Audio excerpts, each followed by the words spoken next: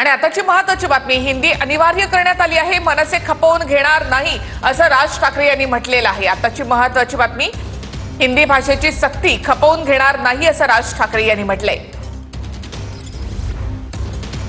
तर हिंदी भाषा अनिवार्य करण्यात आलेली आहे, मनसे खपवून घेणार नाही असं राज ठाकरेंनी म्हटलंय।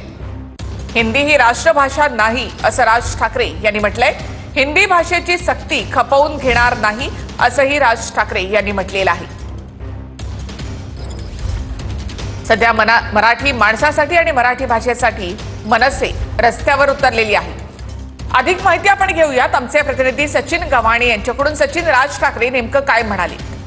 ठाकरे यांनी या संदर्भात एक ट्विट केलेलं आहे आणि ट्विट करत त्यांनी आपली सविस्तर भूमिका जी आहे त्या या संदर्भात मांडलेली आहे। त्यांनी आपल्या ट्विटमध्ये पहिलं जे वाक्य म्हटलेलं आहे तेच अत्यंत महत्त्वाचं आहे। राज्य शालेय अभ्यासक्रम आराखडा 2024 अनुसार महाराष्ट्रामध्ये पहिलीपासून हिंदी ही भाषा अनिवार्य करण्यात आली आहे, त्याला आम्ही खपवून घेणार नाही असं राज ठाकरेंनी म्हटलेलं आहे।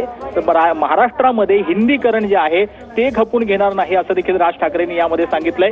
केंद्र सरकार सध्या जे सर्वत्र हिंदीकरण करण्याचा प्रयत्न सुरू आहे ते या राज्यामध्ये आम्ही यशस्वी होऊ देणार नाही अशी सक्त ताकीद देखील यावेळेला राज ठाकरेंनी आपल्या ट्विटमध्ये दिल्याचं पाहायला मिळतंय। ती देशातील इतर भाषांसारखी एक राज्य भाषा आहे, ती महाराष्ट्रात का म्हणून पहिलीपासून शिकवायची असा प्रश्न देखील राज ठाकरेंनी आपल्या ट्विटमध्ये केलेला आहे। तुमचं त्रिभाषेचं सूत्र हे काही आहे ते सरकारी व्यवहारापुरतीच मर्यादित ठेवा, त्याला शिक्षणापर्यंत आणू नका असं देखील राज ठाकरेंनी आपल्या ट्विटमध्ये म्हटलंय। या देशात भाषावर प्रांतरचना झाली आणि ती इतकी वर्ष टिकली, पण आत्ताच ही दुसऱ्या प्रांताची भाषा इथे महाराष्ट्रावर लादण्याचा प्रकार का सुरू झालेला आहे असा प्रश्न देखील राज ठाकरेंनी आपल्या ट्विटमध्ये विचारल्याचं पाहायला मिळतंय। त्यासोबत प्रत्येक भाषा ही सुंदरच असते आणि तिच्या जडणघडण्याचा मार्ग एक दीर्घ इतिहास असतो, परंपरा असते आणि ती राज्याची भाषा असते, त्या राज्यात तिचा सन्मान राखला गेलाच पाहिजे। महाराष्ट्रात जसा मराठीचा सन्मान तसाच इतर भाषिकांकडून राखला गेला पाहिजे असं देखील यामध्ये राज ठाकरेंनी म्हटलेलं आहे। आणि एक सविस्तर भूमिका जी आहे ती राज ठाकरेंकडनं मांडण्यात येते।